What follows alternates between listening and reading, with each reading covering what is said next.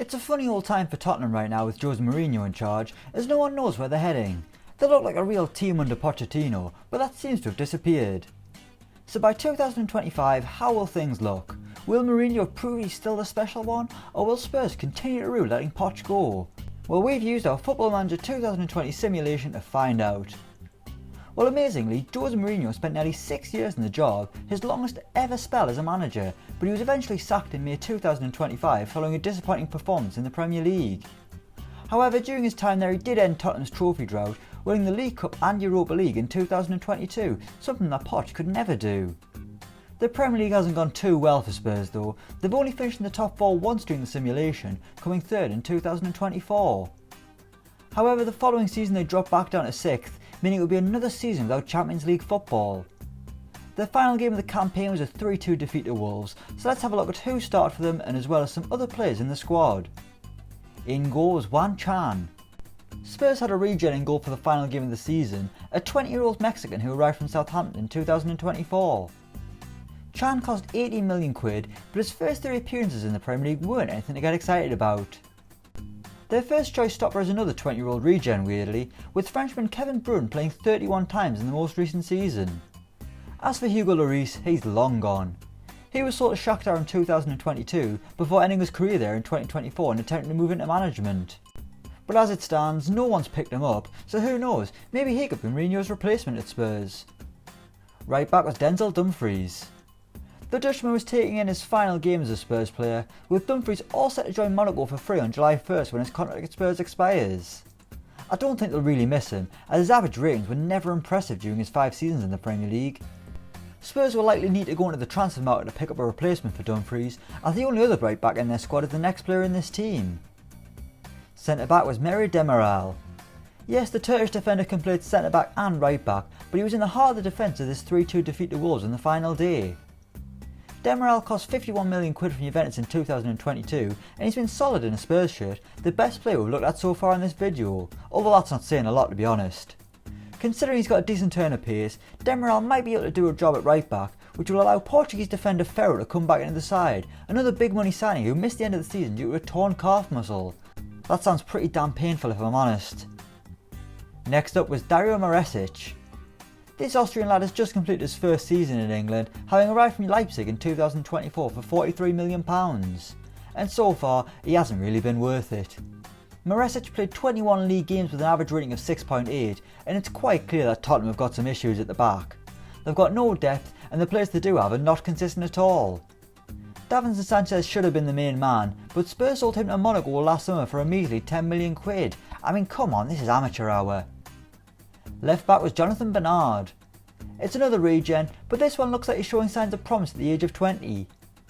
Bernard has been with Spurs since 2021 and has just enjoyed his best season yet, showing clear signs of development as the years go by.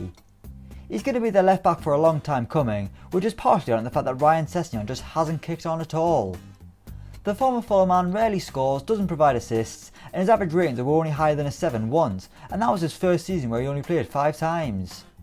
Yet despite having all the potential in the world, Sessegnon seems to have just been a flash in the pan. Centre midfield was Arter.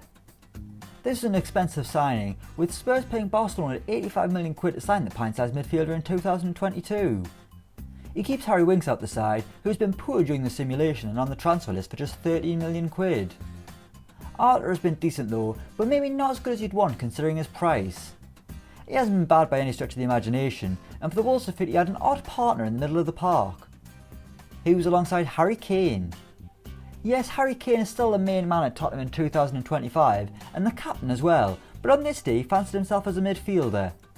Obviously with Spurs losing, it didn't go well.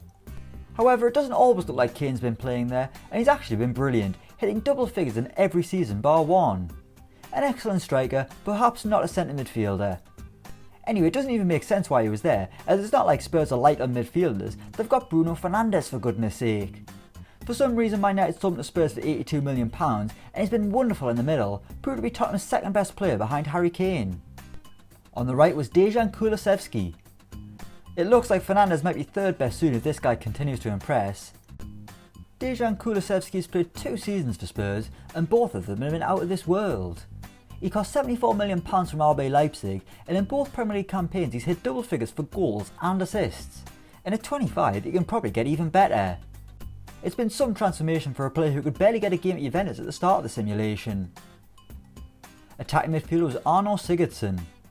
This was an interesting signing, and one that hasn't really worked out, a bit like the last Sigurdsson that played for Spurs.